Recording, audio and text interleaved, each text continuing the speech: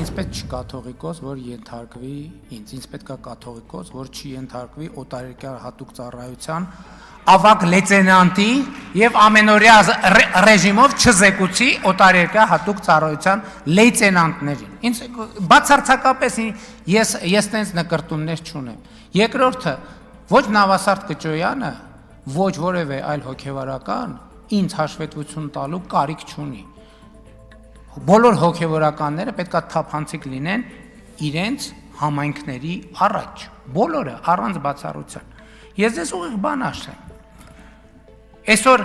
այն օրը վերնագիր կարդացի, որ ասում են ուզում է քանդի եկեղեցին։ Ես ձեզ պատասխանատու ասում եմ, որ Հայաստանի այս առաքելական եկեղեցին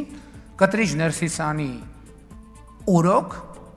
վերահացվել ավերակների։ Ես այն օրը ուղիղ ասել եմ, ես գնում եմ համատարած մեր եկեղեցիներում երգչախումբ չկա։